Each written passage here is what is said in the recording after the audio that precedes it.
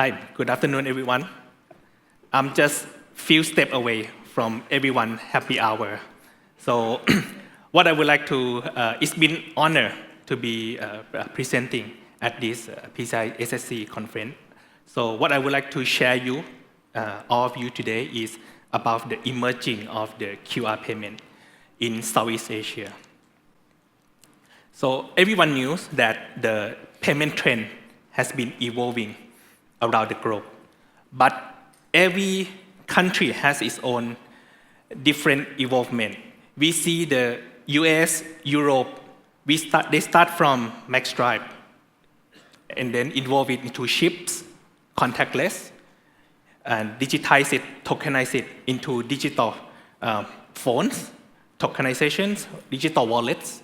We see the movement like Brazil that they are moving to faster payment, account-to-account transfer, similar thing that what's happening around Southeast Asia.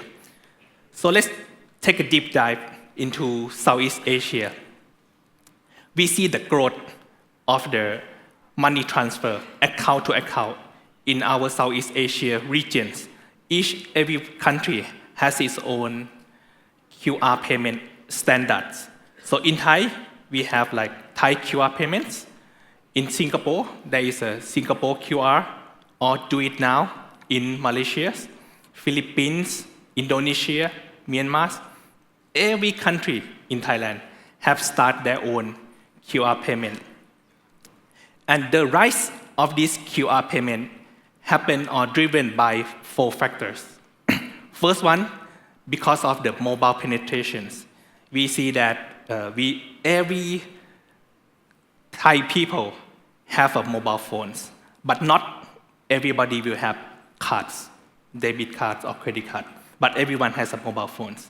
We have like 70 million populations, and we have like over 100 million of SIM cards, which mean that maybe one person has more than one SIM card, 2, maybe one for another scammers, which we don't know, yes. And second driven is we have the government initiative of trying to digitizing the payments, converting into the digital payments. There is a lot of push from our government body to drive the innovative payments. The third one is one thing that is quite unique to our countries, our region, is the infrastructure is different. We just evolving the payment, digital payment recently. We have been the infrastructure like phones, connectivities, all these things are different than the others like Europeans or US. Last is about the interconnecting, the interoperability between each country. These are the factors that helps evolving the payments in our region. When people talk about that, hey, the QR payment is so big, so huge. How big it is? How huge is that? So I would like to, going back to where it started in 2015, we have the project start from initiative from our government called Thai National e-payment. So they want to drive and digitize the payment. Previously, you see some numbers there. The cards payment in 10 years ago and the money transfer, or normally money transfer, almost the same. It's like 50-50. And then, once we start the project of digital payment, our governments start that, hey, we want our people to make a payment to the digital because we want to make it more transparency and for the economy. So you see that in 2017, we launched the project called Thai QR, which I would like to thank you to the PCI SSC, the members, the principal, which you are help drafting the first EMV QR. And our central banks regulator are picking up this draft specification and start converting into Thai QR standard. And we have a lot of benefits from this initiative and from this draft from the PCI. And this is like an honor to become to speak to this community group of intelligent people. From that, you can see that from 2015 in 2025, the card payment growth is about 80%. But when you're looking at the numbers of the transaction volume of money transfer or QR payments, part of it, the growth is tremendously, 50 times in the past 10 years. So at the moment, from the last year record, 2024, we are processing of the QR payments over almost 50 trillion baht, or equally to 1.5 trillion US dollar through mobile payments and the QR payment, comparing to card payment transaction, which is above 5% at the moment. It used to be equal, almost 50-50 in the past 10 years. But once this faster payment evolving, digital payment evolving, money transfer become cheap. When I say cheap, in Thai, it's free. You can make a payment to a merchant, to the business, with almost zero MDR. This is one of the factors that make it so different, and also the COVID. So this gives you all some what's happening. Some of you may be not familiar, but this is like an idea how this payment evolved in the Southeast Asia region. So what is the payment mode that is happening in Thai? The most popular one is merchant-presented QR.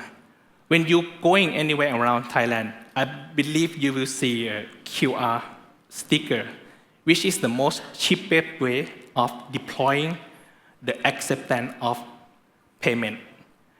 And the customer use a mobile phone to scan the QR and then can make a payment. This is the first mode and the most popular one. I would say more than 99% of the payment QR happen in Thailand is merchant-presented QR. The second one is the customer-presented QR. This also start in the recent year, like 5 years ago.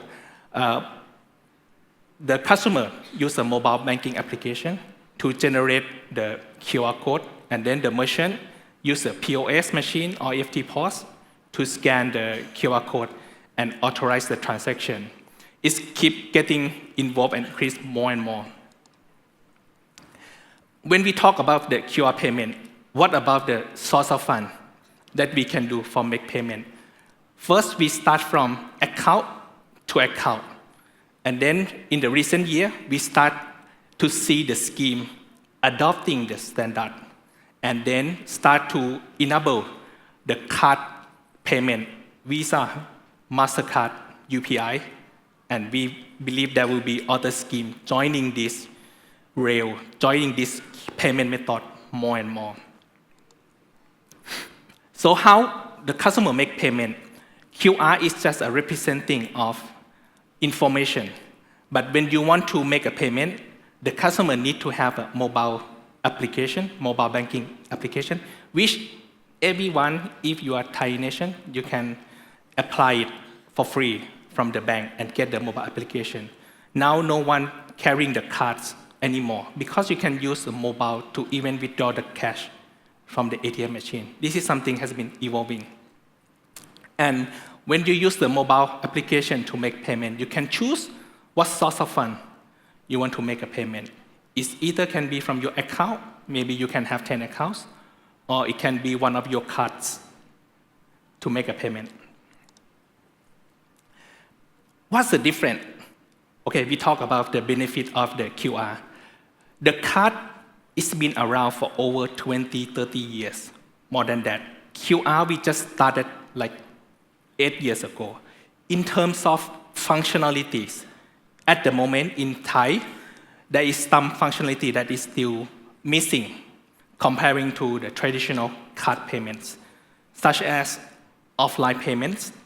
At the moment, all the payment that happen need to be online from the consumer side. At least the consumer side, mobile banking need to be online, connected in real time to authorize the transaction. There is still no functionalities, capabilities of the offline payment at the moment. Second, like pre-authorizations. With cards, we can use pre-authorization to booking the hotel rooms and do the completion after you check out. At the moment, our QR functionalities in Thai market, we not supporting this functionality yet. Or some of the feature like chargeback and dispute, but this is depends on the method of payment. So this is just like a give example of what is a gap and missing from our QR standard from the traditional card payment. Okay, what basically different? What source of credential or information that it store, right? Usually when we talk about the cards, right, the credential that we are storing in the card will be PANs, right? Will be EMV chip data, will be CVV, right? Or tokenization. And these kind of information are governed or taken care by PCI DSS. QR. What is QR? I have some question from friends, right? We have a dinner yesterday. What is actually the QR? There is no such thing as authorization, cryptogram. What is stored inside in our QR? It's just an information of the merchant. It's just information of the ID. It could be the PromptPay ID. It could be a mobile number, or it could be the bank account number. Just to present who you are paying to. That's it. That is what regional, our Southeast Asia QR is. And then, what about the credit cards? What about the scheme? The QR credit card scheme will have additional information like merchant ID stored inside EMV QR or the AID of the scheme that they are supporting. So you know you want to pay in this source of fund. This is the three different things between cards, standard QR payment, and the EMV credit card QR. What about authentication? How do we make payment? So when you have the information of the merchants you want to pay to, at the moment in our implementations, we use the mobile banking applications to scan on the QR. You see the information of the merchant or the business you are interacting to, or of your friends you want to transfer to. And then you authenticate it. You authenticate it either by PIN on your mobile banking applications. And we have some certain rules that if you want to make a payment or transfer over some threshold, let's say like you want to transfer something over $1,000, we are stepping up the authentications. We require the customer to scan with the biometrics of your facial and check the liveness of you are the person who want to transfer, authorize these transactions. Or in some transaction, it could be 3DS if it's an online one. So this is the mechanic at the moment that we use for authentication in our QR payment ecosystem. What is a transaction flow? This is for the QR credit card one. So when you are scanning the QR of the merchants, you choose the payment method to be credit cards, and then the application, the bank application, will send the transaction to the token service, the scheme token service, and get tokenization data. And then it sends this tokenization, card tokenization to the acquirer to authorize the transaction. And then it responds back the result back to the customer and also notifying the merchant that the payment has been success or not. What is the impact in terms of the PCI DSS, in terms of the card data when we talk about this QR payment thing?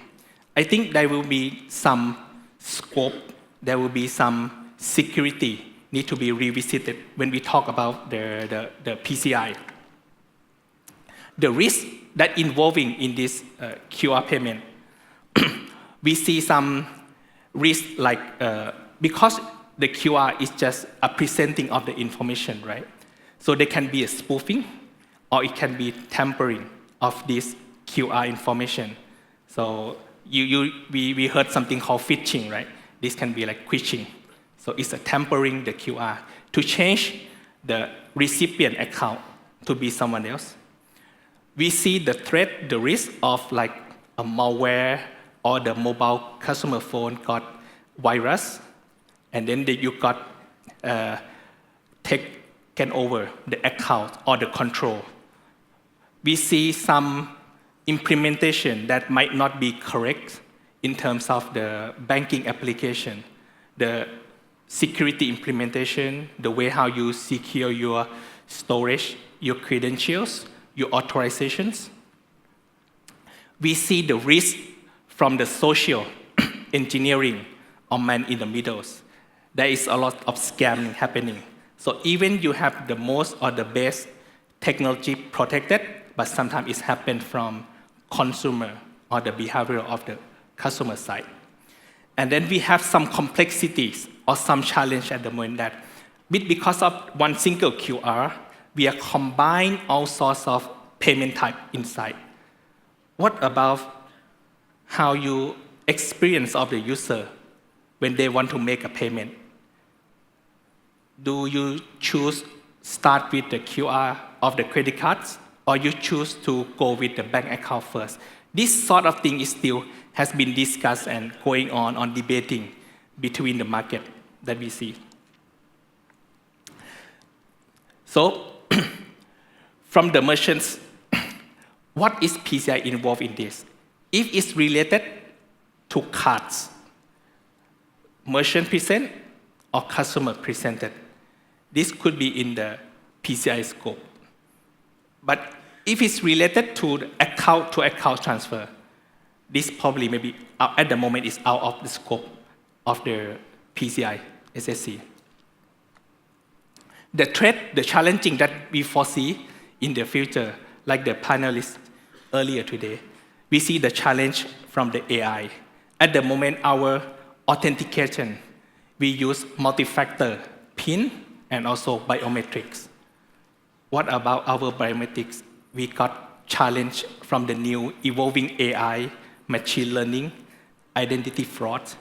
We see that there is a video call that with AI, they can generate the actual person, the real face, even the voice, the synthesis.